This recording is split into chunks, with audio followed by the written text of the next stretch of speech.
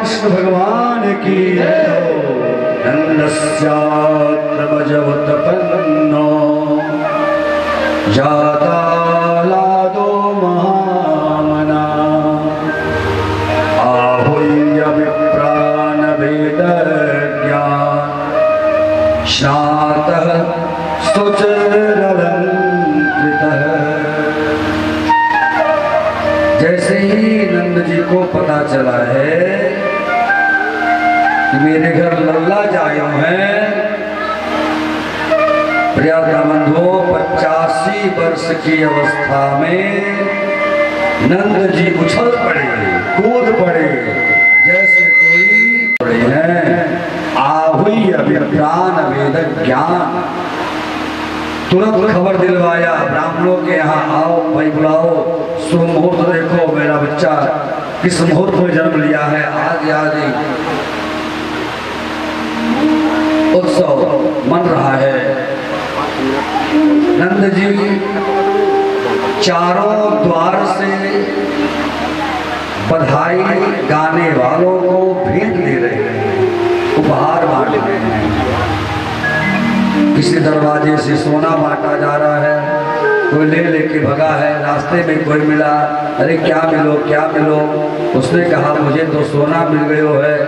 उसने कहा किस गेट से मिल रहा है, वे चले जाओ 1 नंबर गेट से सोना मिल रहा है। किसी को चांदी का सिक्का मिला है, वो दूसरे से कह रहा है चले जाओ दूसरे नंबर के गेट से चांदी का सिक्का मिल रहा है। चारों दरवाजे से आज नंद जी का हृदय विशाल हो गया है और महोत्सव चल रहा है। सज्जनों, पालने में कन्हैया को सुला दिया गया है। उधर कंस को जब पता चला कि मेरा काल जन्म ले लिया है, कंस ने अपनी बहन पूतना के जिम्मे ये जिम्मेवारी दी कि जितने भी बच्चों का जन्म हुआ हो सभी बच्चों को मार डालना है। और पूतना ग्रामों ग्रामों नगरों नगरों का भ्रमण करते करते उस गोकुल में पहुंची है। देखा है एक सुंदर सा भवन जिसमें लोग नाच रहे हैं, गा रहे हैं। पूतना समझ गई कि यहाँ किसी न किसी पुत्र का जन्म हुआ है। आइए पूतना भगवान को स्तनपान कराएगी, पूतना मोक्ष होगा। वो बाद में कथा हम सुनेंगे। पहले जानते हैं पूतना है क्या और क्यों पहले पूतना ही आई। जीव का संबंध जब ब्रह्म से हो जाता है तो सबसे पहले वासनाओं का अंत होता है। और पूतना है क्या? पूतना वासना है जो पवित्र नहीं है। आप बताइए, जिस किसी भी वासनाओं में आप डूबे हुए हो, क्या वो वासनाएं पवित्र हैं? वो वासनाएं, वो विषय पवित्र नहीं है, इसलिए उसका नाम पड़ा पूतना। वो पवित्र है ही नहीं। प्रिय बंधुओं, पूतना अविद्या ही, अज्ञानता ही पूतना है।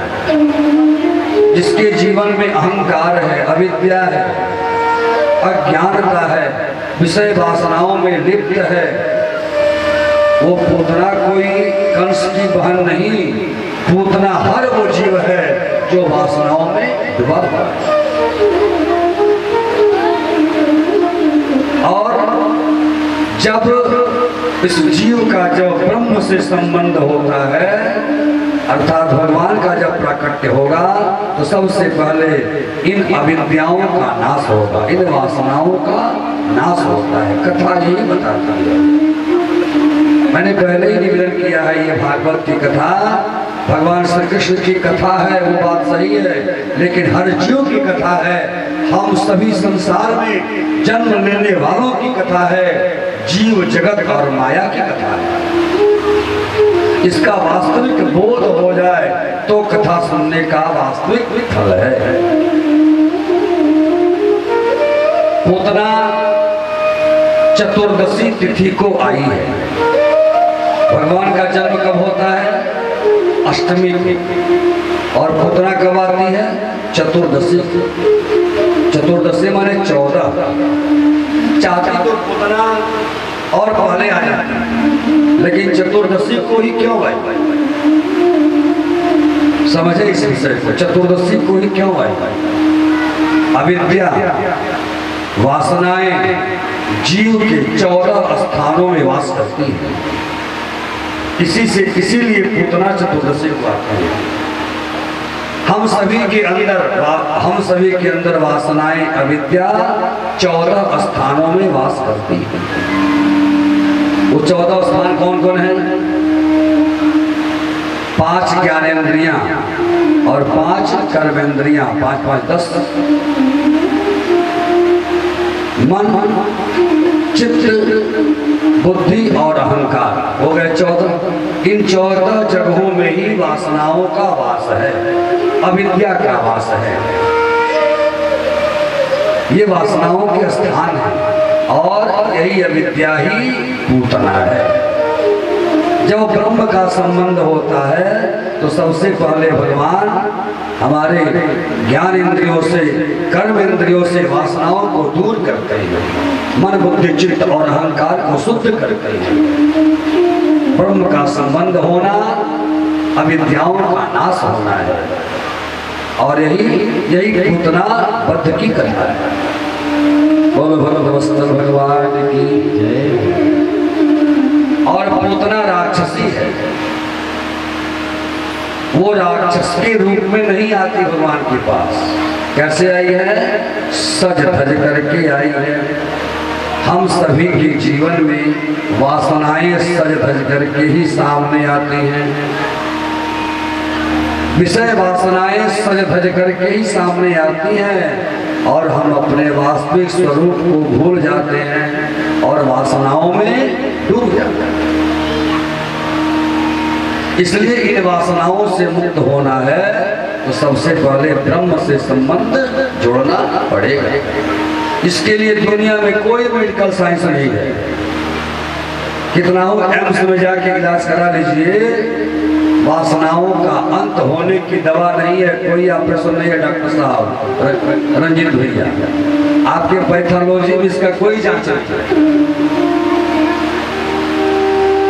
इसका कोई जांच नहीं, कोई इलाज नहीं। इसका इलाज सिर्फ और सिर्फ कथाओं में है। ब्रह्म से संबंध जोड़ोगे तो अविद्याओं से मुक्ति पाओगे। बोलो भगवत वत्सल भगवान की जय। पूतना मौसी आज भगवान गोविंद के पास पहुंची, सर धस करके आई।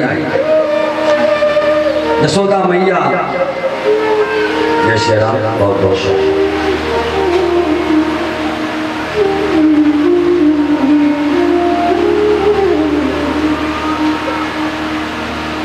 पालने में हमारे कन्हैया झूल रहे हैं।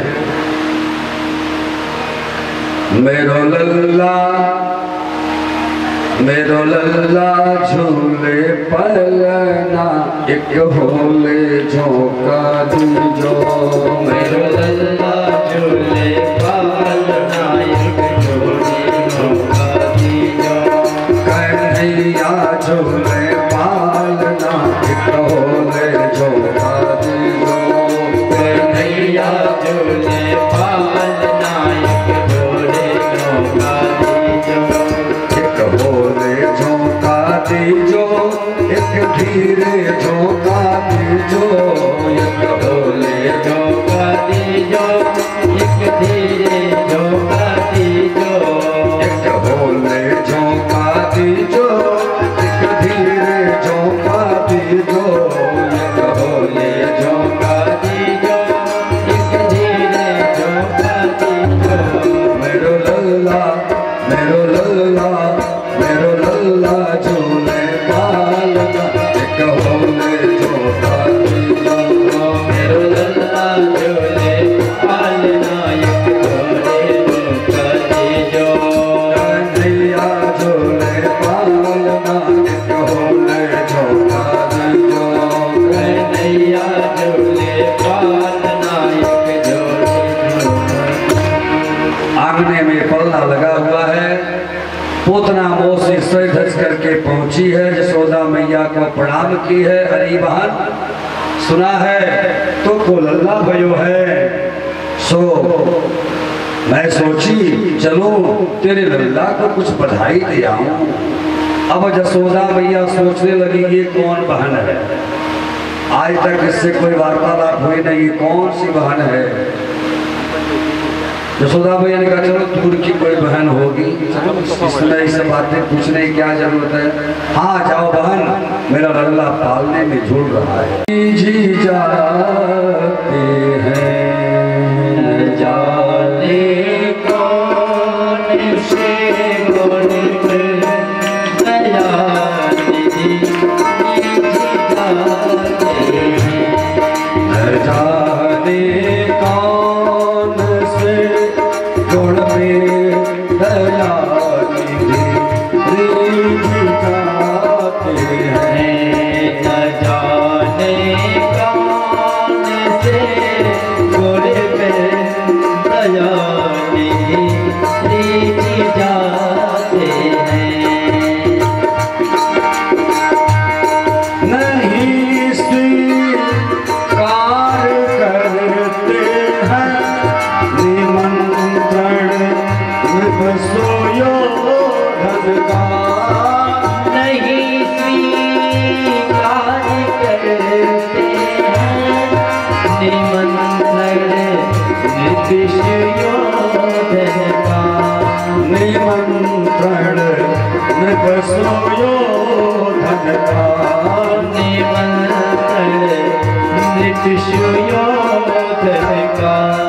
विदुर के घर, विदुर के घर, विदुर के घर जाते करके भोग छिलका लगाते विदुर के घर पहुँच कर भोग छिलकों का लगाते विदुर के घर पहुँच कर भोग छिलकों का लगाते यही हरि भक्त कहते हैं, यही सत ग्रंथ गाते हैं।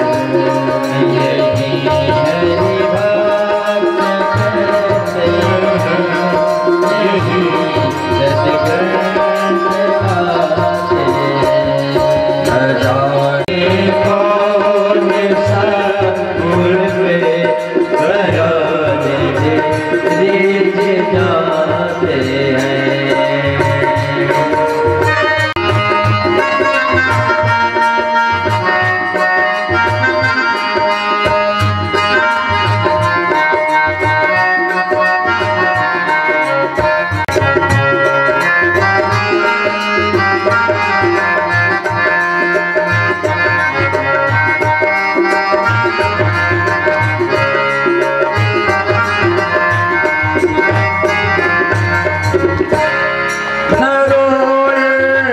वनगमन में श्री पिता की वेदनाओं पर न रोए वनगमन में श्री पिता की वेदनाओं पर पिता की वेदनाओं पर पिता की वेदनाओं पर उठा कर गीत को उठा कर बहाते हैं, उठा कर गीत को निभाते हैं। न जाने कौन से गुण पे दया निधि निर्झ जाते हैं। कौन से गुण पे दया निधि निर्झ जाते हैं। कठिनता से चरण धोकर मिले कुछ बिंदु विधि हर को कठिन से चरण धोकर मिले कुछ बिंदु विधि हरि कर मिले कुछ बिंदु विधि हर को मिले कुछ बिंदु विधि हरि कर। वो चरणों तक वो चरणों तक वो चरणों तक स्वयं के वट के घर जा कर लौटाते हैं। वो चरणों तक स्वयं के मन के घर जा कर लुटाते हैं। न जाने कौन से गुण पे दया निधि निर्झ जाते हैं। न जाने कौन से गुण पे दया निधि निर्झ जाते हैं। गौरी भक्त वत्सल भगवान की जय। अपने भक्ति रूपी, मैं रोज कह रहा हूँ, अपने भक्ति रूपी पौधे को मजबूत बनाना है। भक्ति रूपी पौधे की जड़ को मजबूत बनाइए। आपका कौन सा भाव भगवान को भा जाए। यदि विरोध भी करना है तो प्रबल विरोध करिए, पक्का विरोध करिए। इस प्रसाद जी विरोध तो करेंगे लेकिन कंठ से ऊपर। केवल तो 4-10 लोगों को अपने साथ लेकर के चलने के लिए, वोट एकत्र करने के लिए विरोध करते हैं, लेकिन भीतर भीतर डरे हुए होते हैं। और जिन घरों के पुरुष विरोध करते हैं, उनके घरों में महिलाएं धर्म का आचरण करती हैं। फिर इस नास्तिक का चोला पान के क्यों घूमते हो? विरोध करो तो पक्का विरोध करो, भगवान तुम्हारा कल्याण उसमें भी करेंगे। किसी भी भाव को पकड़ो। बोलो भगवत वसुदेव भगवान की। तो मैं निवेदन कर रहा था कि जब ब्रह्म का संबंध होता है तो वासनाओं का अंत होता है। ब्रह्म का संबंध होता है तो वासनाओं का अंत होता है। ब्रह्म का संबंध केवल वासनाओं का ही अंत नहीं करता, ब्रह्म का संबंध हमें जीवन जीना भी सिखाता है। उत्सव चल रहा है, आइए सकट भंजन कंस के द्वारा भेजा गया सकटासुर, सकट कहते हैं गाड़ी के रूप में वह असुर आया है। आजकल लोग बड़ा आश्चर्य करते हैं कि उन दिनों ये कैसे हो जाता था। कहीं आजकल बड़ी चर्चा में है कि कहीं मुंह से पुरुष पैदा होगा, बालक पैदा होगा, कहीं भुजाओं से कोई क्षत्रिय पैदा हो जाएगा। आजकल बड़ी परंपरा चली हुई है, जगह जगह समाज में इसका वक्तव्य लोग दे रहे हैं अपने अपने भाव में कि मुंह से यदि जन्म देने की क्षमता होती तो फिर योनियां क्या बनाएंगी। आप बताइए, यदि असुर है, असुर के पास इतनी क्षमता है कि राक्षस होते हुए भी वो सुंदर बन सकता है, गाड़ी घोड़ा बैल आदि आदि के रूप में आ सकता है, तो क्या मेरा भगवान जो सर्व सामर्थ्यवान है वो क्या नहीं कर सकता। अपने भुजाओं से क्षत्रियों को प्रकट कर सकता है, उदर से वैश्य को प्रकट कर सकता है, मुंह से ब्राह्मण को प्रकट कर सकता है, क्या नहीं कर सकता। यदि असुरों में इतनी क्षमता है कि जो चाहे वो रूप धारण कर लेते हैं, तो क्या मेरा परमात्मा रूप में धारण कर सकता है। आज असुर गाड़ी के रूप में आया, बैलगाड़ी के रूप में। यशोदा मैया आंगने में क्या है, ऐसे छोटा सा आंगन था, यशोदा मैया के जैसे भीड़ लग गई है, बधाई देने वालों की भीड़ लग गई। ब्रज मामाएं कहते हैं आज आपके आंगने में हम लोग नाचेंगे गाएंगे। सो यशोदा मैया ने सोचा चलो कन्हैया के पालने को कहीं बाहर टांग देती हूँ। पल्ला लेकर के बाहर आती है यशोदा मैया, तो द्वार पर एक बैलगाड़ी जो उल्टी हुई है दिखाई पड़ी। यशोदा मैया ने भगवान के पालने को ले जाकर के उसी बैलगाड़ी में टांग दिया। यहाँ भी एक सीख है, सीखना है, जानना है। सज्जनों, हम लोग भी अपने उत्सवों के दिनों में, अपने घरों में यदि कोई उत्सव आ जाता है तो अपने घर के ठाकुर को हम भूल जाते हैं, अपने घर के भगवान को भोग लगाना भूल जाते हैं। ए चलो आज तो इतना व्यंजन बनेगा, एक ही बार भोग लग जाएगा। ए रोज तो पूजा में कर नहीं है ना। यहाँ तक कि उस उत्सव में जितनी सामग्रियां लगनी है सब ले जाकर के उसी देवालय में रख देते हैं, उसी पूजा घर में ठूस ठूस के रख देते हैं। अब समझिए, जिस घर में देवता होंगे सारा रसद, उत्सव के सारे सामान ले जाकर के उसी घर में ठूस ठूस के रख दोगे तो भगवान सांस कैसे लेंगे जी, वो कैसे पाएंगे। हम लोग भूल जाते हैं अपने भगवान को। आज यशोदा मैया उत्सव में आनंदित होकर के अपने ठाकुर को भूल गई और ले जाकर के क्या किए हैं, बैलगाड़ी में टांग दी। आप बताइए, जब बैलगाड़ी में पल्ला को टांगा जाएगा तो ऊपर कौन होगा, पहले गाड़ी होगी तब वो पलना नीचे हो जाएगा, होगा ना सज्जनों। भगवान कहते हैं अपने जीवन रूपी गाड़ी के नीचे यदि मुझे रखोगे तो तुम असुर हो। क्या करो, अपने जीवन रूपी गाड़ी के ऊपर हमें रखो, तब तुम्हारा कल्याण संभव हो। इसलिए कभी भी जीवन में अपने आप को भगवान से ऊपर मत समझो। वह शक्तासुर क्या है, वह शक्तासुर अपने आप को भगवान से ऊपर समझा और उसका अंत होता है। भगवान कन्हैया रोए हैं, लड़खड़ाए हैं, पैरों का स्पर्श हुआ और वो गाड़ी चकनाचूर हो गई। ध्यान दीजिएगा, जो अपने जीवन में जीवन रूपी गाड़ी के नीचे भगवान गोविंद को रखेगा, भगवान उसे लात मार ही देंगे।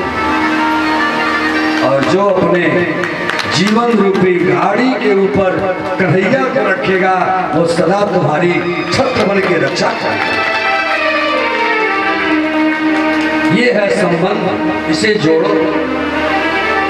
कोई भी एक संबंध जोड़ा जाए भगवान से, कथाओं को सुने, जीवन में उतारे।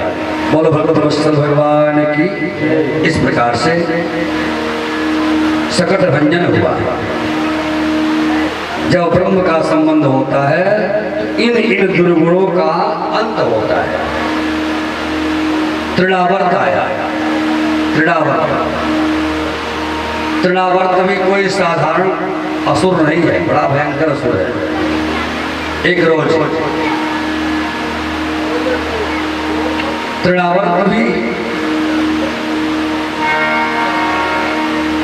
तृणावर्त भी हम सबके जीवन में है। हम सभी जीव तृणावर्त हैं। अब पूछिए कैसे तृणावर्त हैं? हम सभी लोग तृणावर्त हैं। तृण करते हैं घास को, आवर्त माने घिरा हुआ हो, जो घासों से घिरा हुआ हो। हम भी अपने जीवन में घास से घिरे हैं। वो कौन सा घास है? तृणवत आवर्ता तृणावर्ता। घास क्या है? ये सारी बातें डोंगरे जी महाराज की जो भागवत रहस्य की जो पुस्तक है, उसे पढ़ने पर इन रहस्यों को पता चलता है।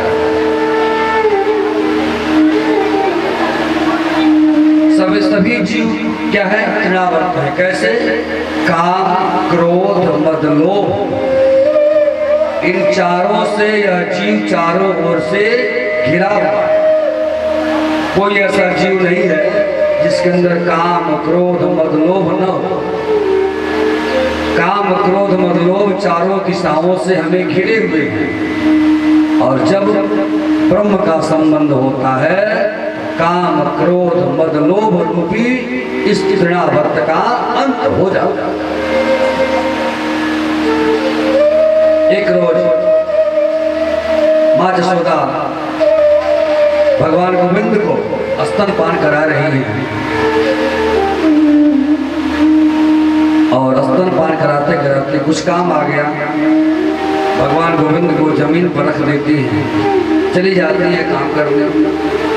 तृणावर्त आया है, मौका पा करके भगवान को उठा लिया,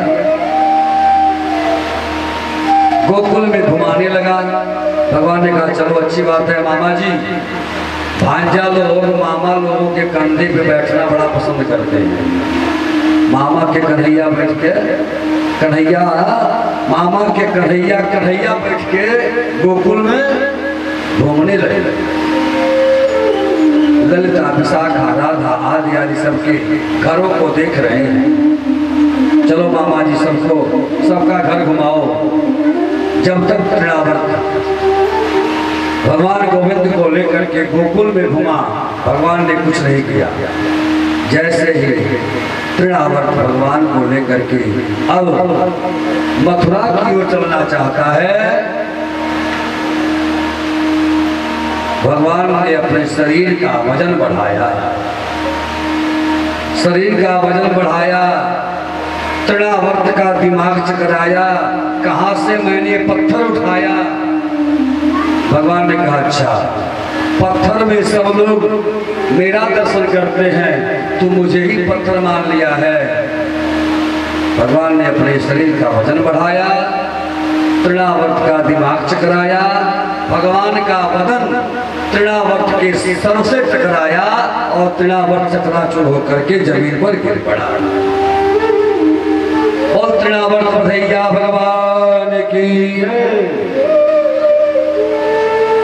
तृणावर्त एक हवा का रूप है, वो अनायास ही कहीं उपट जाता है और घासों को लेकर के उड़ने लगता है, जिसे हम लोग बचपन में पौड़ेरा कहा करते थे। वही स्वरूप तृणावर्त। बोले भक्तेश्वर भगवान की। इस तरह से गोकुल में भगवान गोविंद के जन्मोत्सव की विधियां चल रही हैं। अब भगवान बाल मुकुंद थोड़ा सा और बड़े हो जाते हैं, नामकरण संस्कार होता है। नामकरण, देखिए नामकरण भी एक संस्कार है। गर्भाधान से लेके मृत्यु पर्यंत तक व्यक्ति के जीवन में 16 संस्कार आते हैं। 16 संस्कारों में गर्भाधान, जातकर्म, उसके बाद नामकरण, नामकरण की विधि आती है। नामकरण भी एक संस्कार है। आजकल तो नाम रखने की प्रथा ही बिगड़ गई है। शॉर्ट नेम, छोटा नाम रख रहे हैं लोग। अप्पू, चप्पू, लंपू, कंपू, टम्पू, इन नामों को रखने से कोई फायदा नहीं है। घरों में अपने बच्चों का नाम देव नामों से जोड़ करके रखें। उसी बहाने आप अपने परिवार में सत्संग का माहौल बना सकोगे, वातावरण बना सकोगे। घरों में लक्ष्मी, गौरी, उमा, राम, कृष्ण, श्याम, गणेश आदि आदि इन नामों को रख करके अपने घर परिवार के वातावरण को भक्तिमय बनाइए। भगवान गोविंद का आज नामकरण होने जा रहा है। नंद जी के आचार्य हैं गर्गाचार्य, बुलाया गया। ज्योतिषियों को, ब्राह्मणों को, यज्ञ पुरोहितों को बुला करके नाम सोचवाया जाता था। आजकल परंपराएं बिगड़ती चली जा रही हैं। उस बिगड़ी हुई प्रथा में रहने का प्रयत्न न किया जाए, उसे सुधारने की व्यवस्था बनाई जाए। गर्गाचार्य पधारे हैं। इधर दोनों माताओं ने ठान लिया है कि आज गर्गाचार्य की परीक्षा ली जाएगी। रोहिणी मैया ने कहा मैं अपने गोद में कन्हैया को ले लूंगी, और जसोदा मैया ने कहा मैं बलराम जी को अपने गोद में ले लूंगी, ताकि गर्गाचार्य पहचान न सके। देखा जाए कैसे नाम रख रहे हैं। गर्गाचार्य पधारे हैं, भगवान के स्वरूप को देखा है। रोहिणी के गोद में देख रहे हैं भगवान गोविंद के स्वरूप को देखते हैं। देखते देखते समाधिस्थ हो जाते हैं, किन कर्तव्य विमूढ़ हो जाते हैं। रोहिणी भैया ने सावधान किया, महाराज, ओ महाराज, महाराज। तब जाकर के गर्गाचार्य को चेतना भाव विभोर हो गए और गर्गाचार्य ने राम नाम रखा। रोहिणी, ये तुम्हारे जसोदा, ये तुम्हारे गोद में जो बालक है ना, यह निश्चित ही अयम ही रोहिणी पुत्रो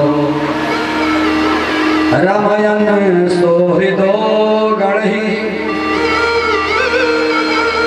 आख्यास्ते रामिति बलादित्या बलम विदुः। यशोदा, ये तुम्हारे गोद में ये जो बालक है ना, यह निश्चित रूप से अयम ही रोहिणी पुत्रो, यह रोहिणी पुत्र है और ये सभी के हृदय में रमण करेगा। इसके पास बल की अधिकता होगी, इसलिए इसका नाम बलराम होगा। और रोहिणी तुम्हारे गोद में जो ये बालक है ना, ये बालक तो बहूनि सन्ति नामानि रूपाणि च सुतस्य ते गुणाकर्मानुरूपाणि तान्यं वेद नो जना। रोहिणी तुम्हारे गोद में जो बालक है ना, इसका बहूनि सन्ति नाम, इसके बहुत से नाम होंगे, अनेक नाम होंगे। गुण और कर्म के अनुसार इनका नाम पड़ेगा।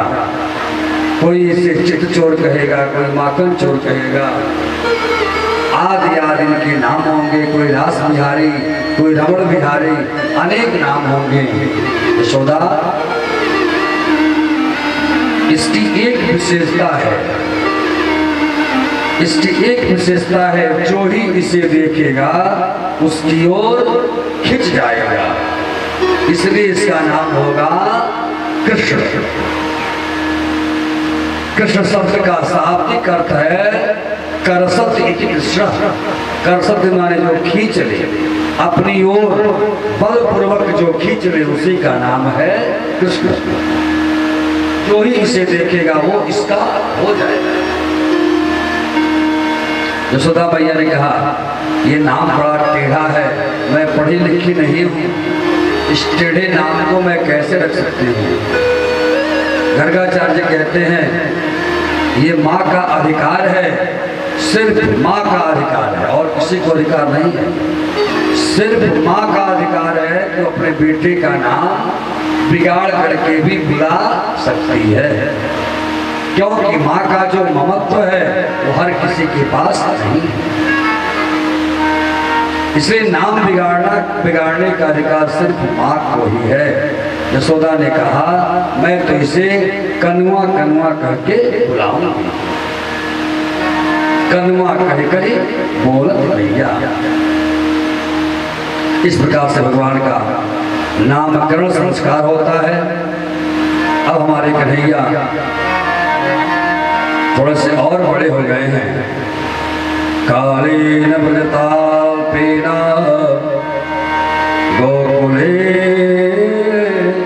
राम के सबो जानोभ्यां सहपाणिभ्यां रिंगमालो ब्रजहनो।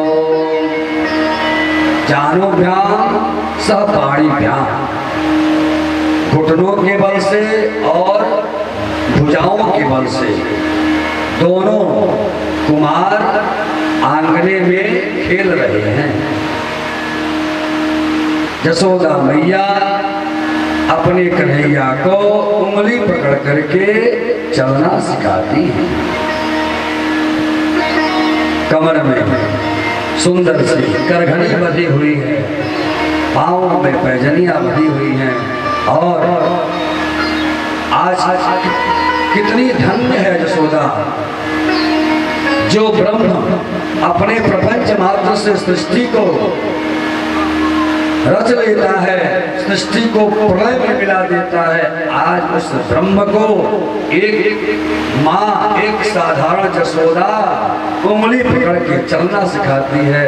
जो दुनिया को सिखाता है, आज उसे उसकी माँ सिखाती है चलना। रोन झन रोन झन झनन झनन झनन बाजत हैं पैजनिया। झन झन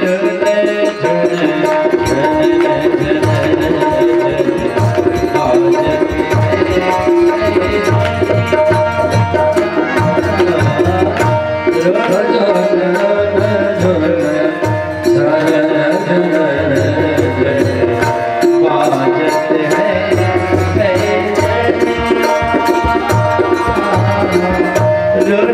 जन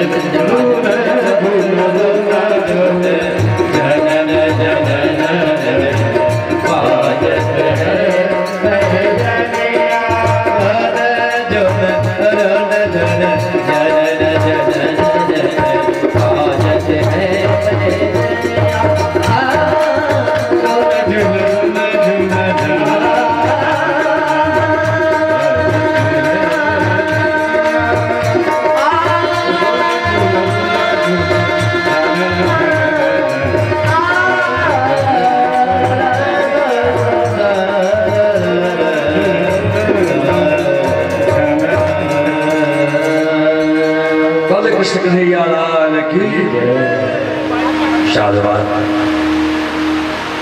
व्यास जी हैं अनिल सर जी, ये कला अपने जनपद की है, रामकोला क्षेत्र की कला है ये।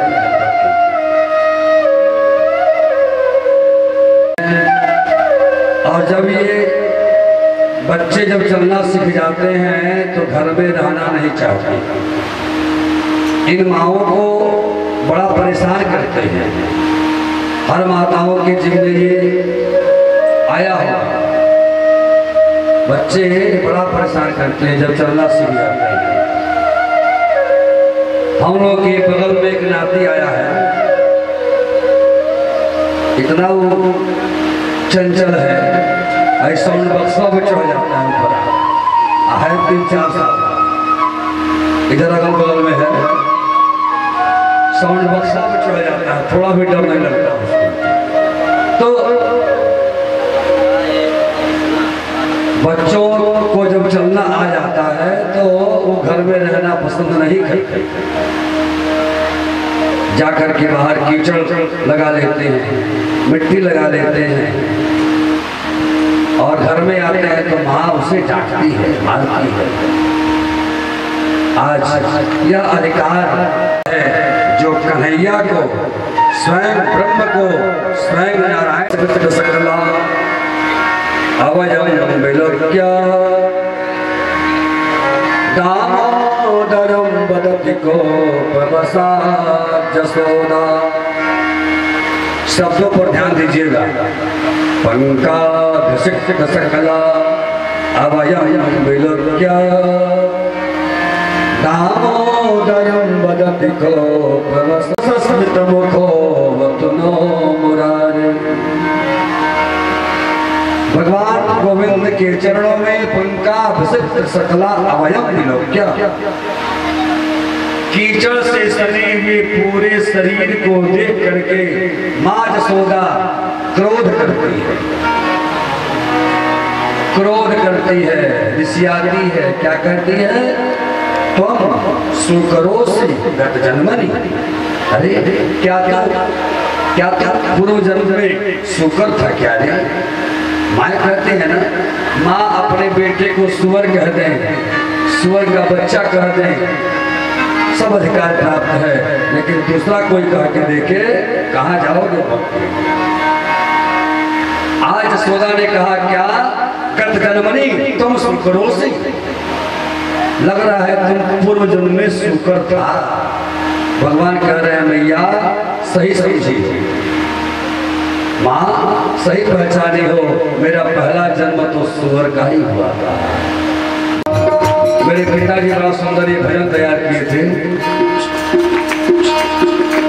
लगा के जुल्फी में तेल करे लेकर संग खेल, लगा के जुल्फी में तेल करे लेकर संग खेल, लगा के जुल्फी में तेल करे लेकर संग खेल, लगा के जुल्फी संगे भैया बोले राम राधे श्याम, राधे श्याम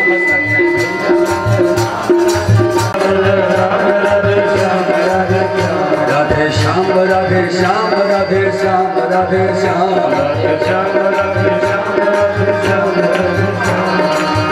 ग्वाल बालन के संग करे गोपियन के तंग, ग्वाल बालन के संग करे गोपियन के तंग, ग्वाल बालन के संग करे गोपियन के तंग, ग्वाल बालन के संग करे। राधे श्याम, राधे श्याम, राधे श्याम, राधे श्याम, राधे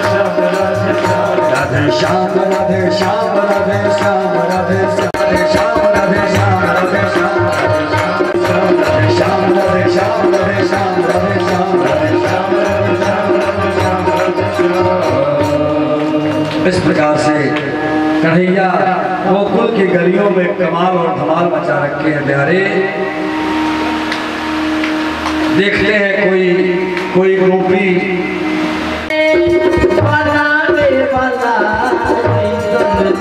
रंगवे बनावे, बनावे वाला केहू दुनिया के मुझे ना मुझे केहू दुनिया के ऐसा रंग में बनावे वाला रंग में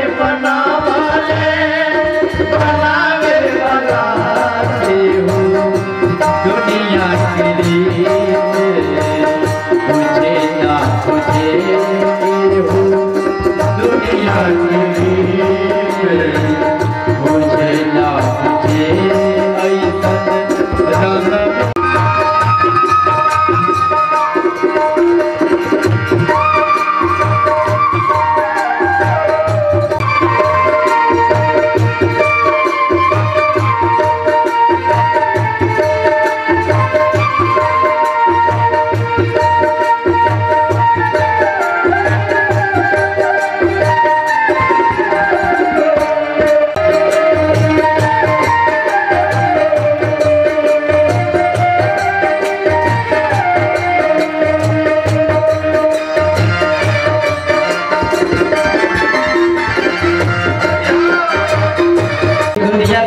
बुझे ना बुझे ऐसा रंग में बनौले बनावे कहल गई कोई दुल्हन के सिर जे सजावट जला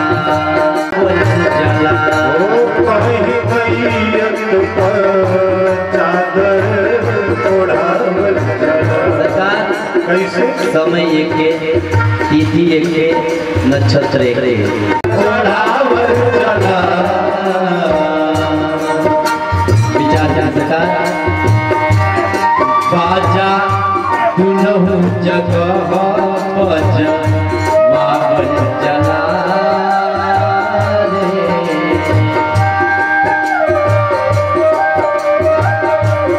बाजा दुनहु जगह बज बाबल जला। एगो हंसावे वाला एगो रोवावे वाला एगो हंसावे वाला एगो रोवावे वाला एगो दुनिया के लिए मुझे ना मुझे ऐसन रंग में बनावे वाला ऐसन रंग में बनावे वाला केहू दुनिया के लिए मुझे ना मुझे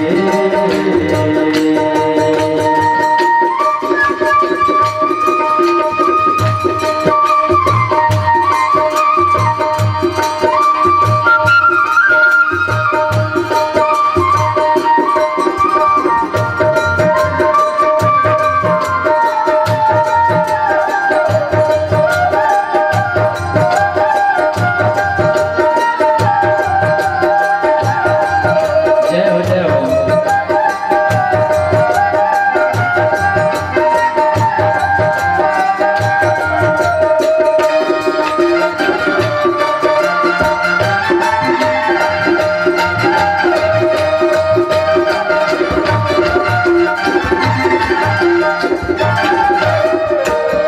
लास्ट अंतराम कहल गई घर भावे अपना के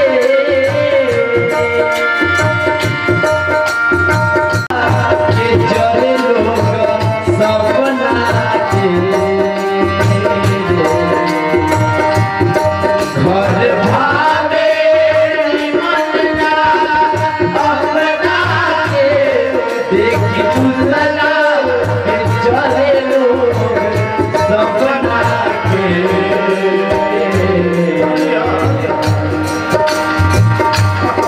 चाँद में दाग बात बचल के ना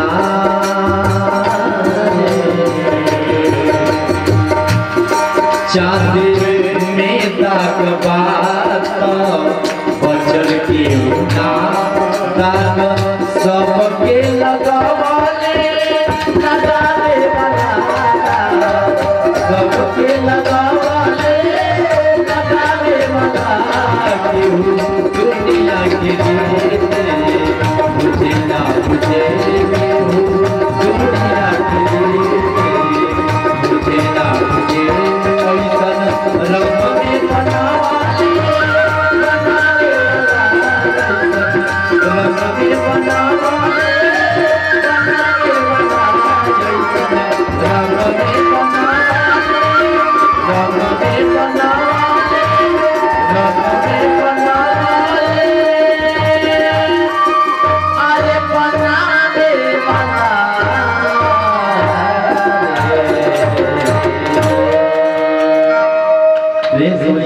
बिहारी लाल की जय। इस तरह से भगवान ब्रह्मा जी जैसे बड़े बड़े ज्ञानियों को भी मोहित कर देते हैं। भगवान ने ब्रजभामाओं के चित्त को शुद्ध किया है, ब्रजरज को शुद्ध किया है।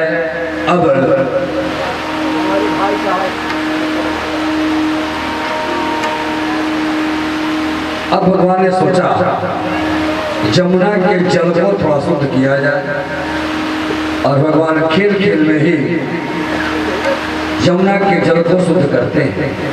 एक रोज भगवान गोविंद पहुंचे हैं कालिका पे जाकर के गेर खेली और खेल करते हैं।